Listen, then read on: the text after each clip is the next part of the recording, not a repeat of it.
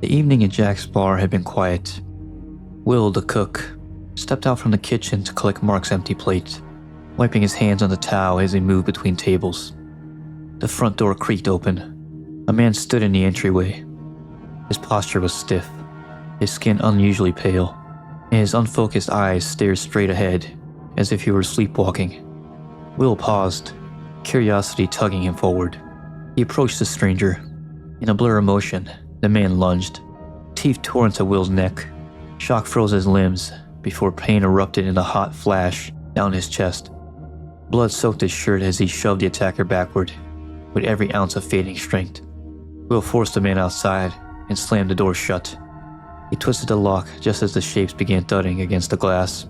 At first, there was only one, then several, then an entire crowd pressing forward. They battered the windows, the doors, the frames. Will collapsed on the floor, leaving a thick trail of crimson behind him.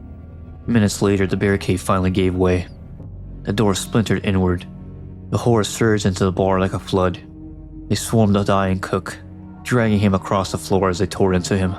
His screams vanished beneath the sound of feeding. The survivors fled up the stairway towards the roof, pursued by the wet sounds of Will's remains being devoured. At the top, Mark helped guide Bob, whose condition had deteriorated rapidly since the chaos began. His breathing was shallow. He was covered in sweat, and a low groan slipped from his lips whenever he tried to stand straight. Bob's eyes, once earnest and steady, had taken on a clouded glaze. Realizing he had no future, but the same fate as the creatures clawing at the building below, Bob made his choice. With a quiet, determined motion, he took his own life before he could become a threat to the others. The streets outside the bar had erupted into chaos. Sirens wailed through the night as smoke drifted between buildings. Illuminated by the flash of patrol car lights, the Raccoon Police Department was scrambling to regain control. The situation was already slipping beyond anything they were trained for. Amid the confusion, a voice cut sharply through the static of a nearby radio.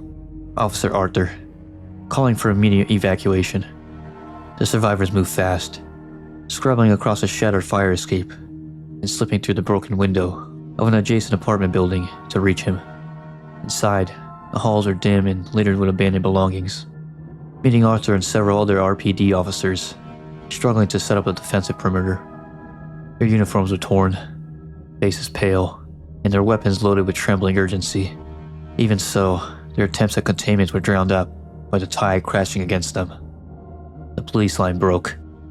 Zombies poured into the building lobby, overwhelming officers one by one. The survivors were forced to retreat as the RPD's last coordinated effort unraveled right before their eyes. Amid the panic, Officer Raymond Douglas emerged, limping, but still fighting with the last pieces of strength he had left. He herded the survivors near a narrow service door and into a cramped alleyway, clutching his wounds as the horde closed in. But what little breath remained, he pointed toward a rusted fuel tanker parked at the end of the alley. The implication was clear. As the survivors sprinted toward safety, Raymond faced the advancing mass one final time, just as the dead engulfed him. A second later, the tanker erupted. The explosion tore through the alley in a pillar of flame, incinerating the horde in an instant. The fire roared upward like a beacon in the night, marking both an end and a beginning. The remaining survivors slipped into a storm drain, guided only by dim flashlights and the constant echo of rushing water. They followed the narrow tunnels through twisting concrete arteries until a rusted maintenance ladder took them upward into the service basement of the Apple Inn. The lobby above had become an impromptu shelter. There they encountered Dorian, a wary but determined RPD officer, along with two frightened civilians, clinging to him for guidance. Relief flickered across their faces. Any survivor found at this point felt like a small miracle. With urgency rising, Dorian led them to a police van parked behind the inn. He attempted to shuttle them out of the town, but the road ahead was a maze of overturned cars, barricades, and fallen street lamps. Residential areas had been sealed off or swallowed by wreckage, leaving only narrow, peerless footpaths between neighborhoods. Forced to abandon the van, the group continued on foot. When they reached Raccoon Mall, a full-scale police operation was underway. Officers barricading intersections, SWAT teams positioning explosives, and evacuation teams shouting orders above roars of engines. Main Street ahead was crawling with the undead, a writhing mass of infected bodies, pushing against hastily erected barricades. The RPD's plan was simple in principle. Blow Main Street, flatten everything. Let fire do what bullets could no longer do. But chaos took hold before the operation could finish. A wave of zombies surged from an unblocked side street, overwhelming officers Eric and Elliot, before they could trigger the detonator, leaving the survivors staring at a half-complete detonation setup. However, someone needed to finish the job. Under mounting pressure, the survivors scavenged the components Eric and Elliot never had time to connect. They pieced together the detonator, racing against the swarm that clawed towards them. The moment the fire wire snapped into place, the ground shuddered. A wall of fire surged outward, engulfing hundreds of undead in a single blast. The shockwave rolled through the mall district, shattering windows and driving heat into the survivors' faces. When the flames finally settled, the street was a charged trench of burning wreckage. The moans of the dead, silenced beneath rubble and smoke. Minutes later, police reinforcements arrived, armored units sweeping in to secure what remained of the perimeter. Their arrival brought no comfort, only the grim understanding that the battle for Raccoon City was escalating. With the road partially cleared and the undead temporarily halted, Dorian retrieved a police van and ushered the survivors aboard. They pulled away from the ruined mall, leaving behind a street that had become both a battlefield and a grave. By the time the survivors left the Apple Inn behind, the area around it had begun sliding back under police control, officers shouting orders through masks and shields as they pushed back scattered pockets of infected. However, Raccoon Fire Department units were spread thin across the city, racing from one inferno to the next. Downtown had become a maze of choking smoke and orange skies. At the Apple Inn, flames crawled up the outer walls like living things. The building's aged structure had turned it into a tinderbox. Some of the infected guests, stumbling blindly in their fevered hunger, had knocked over lamps, smashed into heater units, or even dragged burning debris down hallways in their thrashing rage. Within minutes, entire wings were ablaze. As the fire crews set up their lines, the situation worsened. Earlier that night, the survivors fleeing Jack's bar had unwittingly created a deadly chain reaction. The gasoline tanker, destroyed during Raymond Douglas's final stand, had exploded along the embankment adjacent to the inn. Its shockwaves scattered burning fuel across the main lobby building. The blast had shattered windows and sprayed flaming debris into the lower floors. The impact alone had destabilized the inn's aging foundation. The spreading fire from inside met the tanker fire from outside, merging into a roaring blaze that consumed the structure from both directions. Firefighters battled to contain it, their hoses sweeping arcs of steam as they fought the flames. The Raccoon Fire Department moved quickly, unloading hoses and axes as they prepared to enter the building. Their mission was threefold: assess the stability of the collapsing building, extinguish the spreading fires both outside and inside, and search for anyone still alive within the crumbling walls. As the firefighters breached the main entrance, radio chatter buzzed through the haze as teams coordinated with the Raccoon police officers outside, who were struggling to maintain evacuation routes despite the ever-growing flood of infected swarming the streets. Chaos tightened around the survivors who escaped Jack's bar earlier that night. Running through smoke-filled alleys, they found themselves suddenly surrounded. Zombies poured from the storefronts and side alleys. Drawn by the noise and movement, survivors sprinted into a narrow alleyway, only to skid to a halt. The dead were closing in from both ends, staggering forward in a tightening noose of decaying bodies and hungry moans. A half-burned wooden door hung croaked on rusted hinges nearby.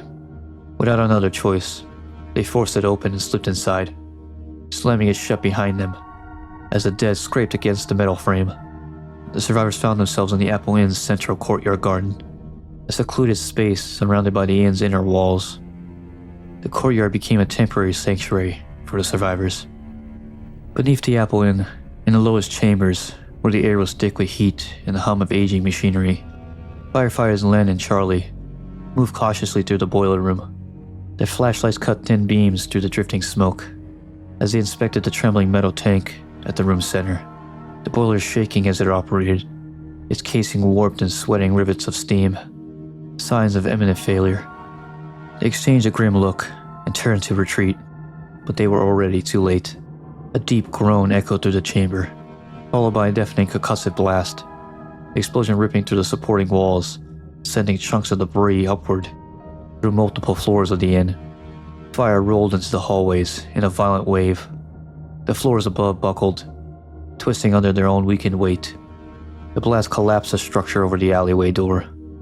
For the survivors trapped in the courtyard garden, their only escape route vanished under a cascade of concrete, timber, and blazing wreckage. The path back to the streets was gone. With no other option, the survivors pushed deeper into the burning building. Inside, the Apple Inn had transformed into a labyrinth of fire and death. Corridors buckled and sagged under the heat. Wallpaper curled into blackened ash. Doors splintered from within as infected guests stumbled through the smoke, some still wearing the remnants of hotel uniforms. However, the zombies weren't alone among the flames. Licker sprawled the hallways, drawn by the vibrations and panic, their bodies crawling along the walls, looking for the next bite. The survivors ducked behind collapsing beams and burning furniture, slipping through the narrow passages where the fire had torn the walls open. When they reached the front lobby, the building convulsed, part of the ceiling dropping in a shower of burning plaster. From the ruin descended something worse, suspended. The creature hung partially fused into the debris, its body a grotesque hybrid, caught mid-transformation between zombie and liquor. Tendons stretched across exposed bone, its claws lashing wildly as it lunged from its perch, shrieking with a sound that belonged to neither man or creature. The survivors fought desperately, dodging its unpredictable movements as the fire crawled along the lobby walls. With the final coordinated strike, they brought the abomination down, its twisted form collapsing into the flames. And then, salvation. A fire axe cut through the front doors from the outside as a firefighter burst his way through the smoke. He reached out, guided the battered survivors one by one through the burning threshold and into the open air. He offered the survivors a brief, steadying moment of hope before turning his back toward the blazing inn. By September 23, 1998, Raccoon City had become a place unrecognizable, even to those who had lived there for their entire lives. The T-virus epidemic, which had begun as a cluster of unexplained assaults and isolated infections, had surged past every barricade the city tried to erect. Entire neighborhoods were now drowned in chaos. Thousands of undead wandered the streets, spilling out of shattered storefronts, overturned cars, and an intersection choked with abandoned vehicles. Every hour, the number of infected multiplied. Police barricades that once seemed sturdy now lay crushed beneath the weight of bodies. Officers who had fought desperately to hold the line were gone. Some fled, some pulled into the mobs, others forced to shoot until the final bullet ran dry. Animal control had long since vanished from the streets. The creatures they had once managed now hunted freely, transformed into monstrous shapes, driven by hunger. By dawn that morning, the municipal government faced a truth too large to hide. Raccoon City was lost. Unable to contain the catastrophe with their dwindling resources, city officials sent an urgent request for military aid. The National Guard arrived at the first light, rolling in with armored trucks and medical tents. To the public, they brought a single explanation: a radiation spill. It was a lie, an easy one, crafted to soothe panic and keep civilians from questioning the nightmare devouring their city. Before his death, Acting Chief Raymond Douglas had tried to bring order to a city collapsing under the weight of the dead. Knowing that the RPD alone could not save Raccoon City, he set in motion one last, desperate plan for a large-scale civilian evacuation. The strategy centered on the city's aging streetcar network. Survivors would be gathered and loaded onto streetcars, which would then run designated routes through the ruined districts, carrying people away from the most heavily infected zones. Their destination was a tram yard in the southwest sector of the city, a makeshift extraction point carved out of rusted tracks and concrete platforms. From there, salvation would come from the sky. Chinook helicopters were scheduled to land at the tram yard at fixed intervals every 4 hours. The aircraft would arrive, load whoever had managed to reach the yard alive, and then lift off toward whatever safety still existed beyond the city limits. On paper, it was a lifeline. In reality, it became a race against an enemy that did not tire, did not fear, and did not ever stop. On the evening of September 24th, one long brutal day after the nightmare at Jack's bar, Sidney Lennox found herself guiding another small band of survivors through the dying city.